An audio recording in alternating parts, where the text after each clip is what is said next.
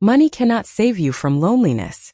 That was the cruel irony Clara Wexler faced every night, sitting in her glass penthouse, looking down at a city that admired her wealth but never touched her heart.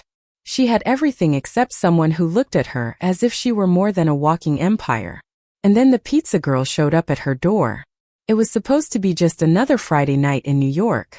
Clara had worked through 14 hours of meetings, acquisitions, and phone calls, her life dictated by numbers and contracts. When she finally closed her laptop, she realized she hadn't eaten since noon. Too tired to order her personal chef, too restless to sit through another perfectly plated, soulless meal, she picked up her phone and ordered pizza like an ordinary human being. When the knock came, she expected another bored delivery kid, eyes glazed over, eager for a tip. Instead, when she opened the door, she froze. The girl in front of her was radiant in the most unpolished way. Amelia, her name was written in neat ink on the small name tag pinned to her uniform, was 21, cheeks flushed from biking through the city night, strands of blonde hair escaping her cap. Her uniform polo was slightly oversized, her hands holding the pizza box with a warmth that felt absurdly personal. She grinned at Clara like she was just another customer, but her eyes sparked with a kind of youthful fire that pierced through Clara's carefully constructed walls. "Large pepperoni? With extra cheese?" Amelia asked, her voice bright and casual, as if she hadn't just turned Clara's world upside down. Clara caught herself staring, lips parting slightly before she managed to respond. "Yes. Thank you." Their fingers brushed as Amelia handed her the box. A small stupid detail, but Clara felt it like a jolt. The girl smelled faintly of city rain and cheap perfume, so achingly real it almost hurt. "Long night?" Amelia asked, tilting her head, reading Clara's exhaustion as easily as a book. Clara wasn't used to people asking her that. Not her employees, not her so-called friends. For a moment, she forgot the weight of her empire and felt like a woman again. Just a woman, seen by someone who didn't owe her anything. "Something like that," Clara admitted softly. Amelia gave a crooked little smile, the kind that made you believe the world wasn't such a cruel place after all. "Well, pizza fixes everything. Or at least it should." Clara laughed, genuinely laughed for the first time in weeks.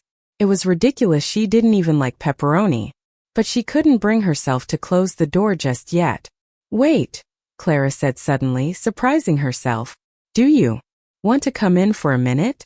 It's raining out there." Amelia blinked. Delivery drivers weren't supposed to cross that line. But something in Clara's voice, lonely, hopeful, almost pleading, made her hesitate.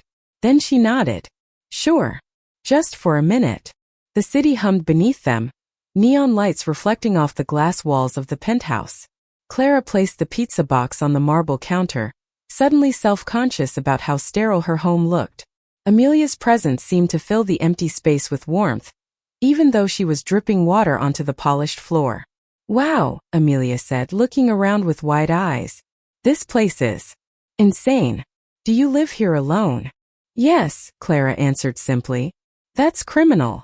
Amelia shot back without thinking, then covered her mouth, blushing.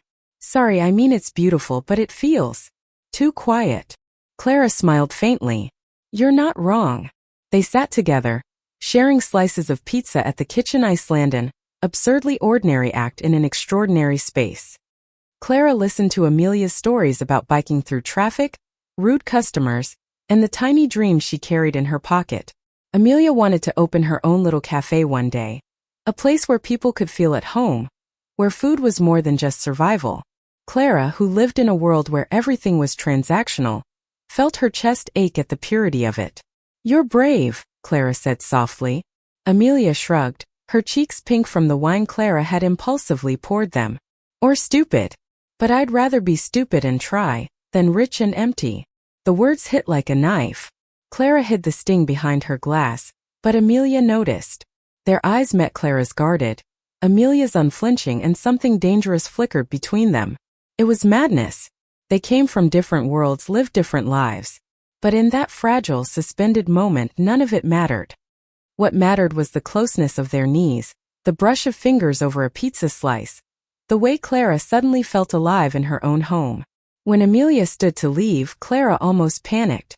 "Will you deliver here again?" she asked, too desperately. Amelia grinned, shouldering her delivery bag. Guess that depends on what you order. Clara's lips curved into a small smile, one that held both hope and fear. Then I'll be ordering a lot of pizza. And for the first time in years, the richest woman in the city didn't dread tomorrow. She looked forward to it. Clara should have known better. Desire, when left unchecked, was a dangerous thing. What began as an innocent late-night pizza order quickly spiraled into something she couldn't control. Each week, she found herself accidentally ordering again, just to see Amelia's smile at her door. Each night they shared a little more stories, laughter, silence that felt heavier than words. But the city never sleeps, and neither do the rumors. It started with whispers among Clara's staff. Why was the most powerful woman in New York entertaining a pizza delivery girl? Then came the tabloids, ruthless and hungry for scandal. Headlines splashed across papers.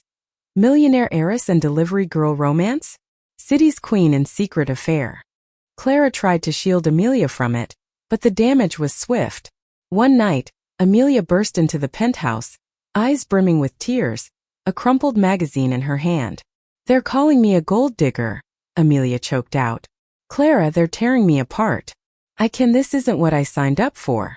Clara's chest tightened. She had fought ruthless businessmen, political sharks, entire markets, but nothing terrified her more than losing this girl. Amelia, listen to me. You are the only thing in my life that feels real. Let them talk. Let them burn themselves out. I don't care. But Amelia shook her head, her voice breaking. You don't understand.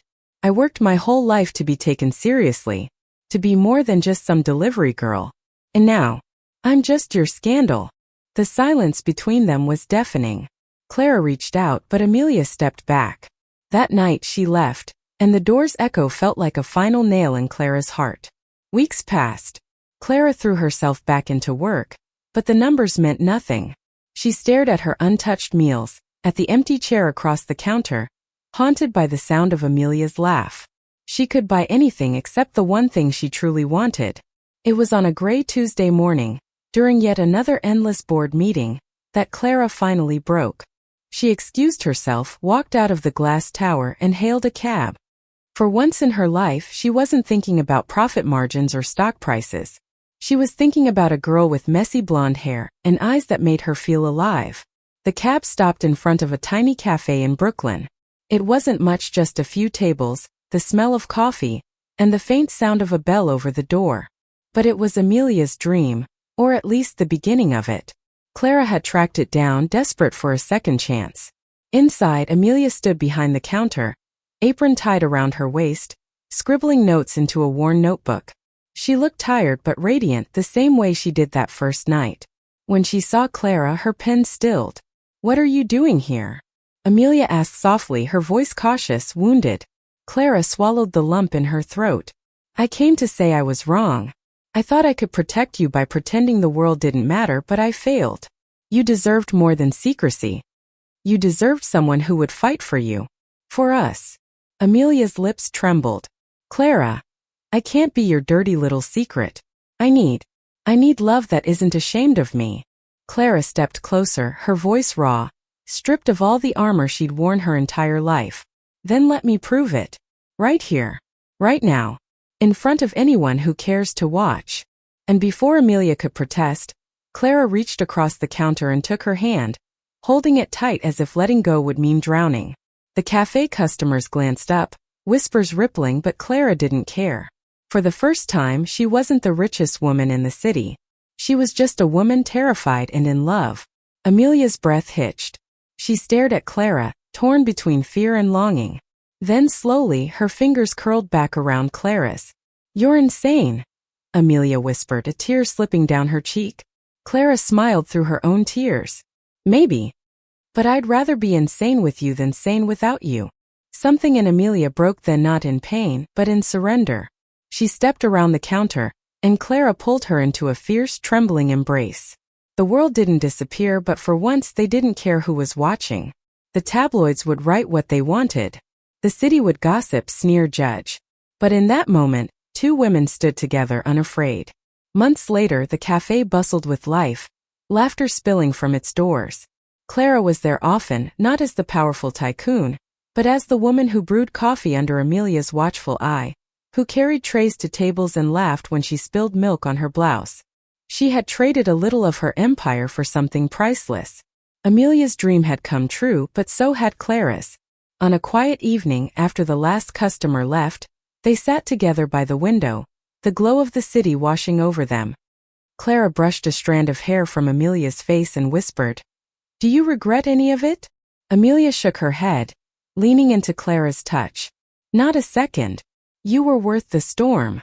And just like that, the loneliness that once haunted Clara's penthouse was gone. What remained was simple, imperfect human love, the kind money could never buy. Thank you for listening. Like and subscribe to get notifications about next videos.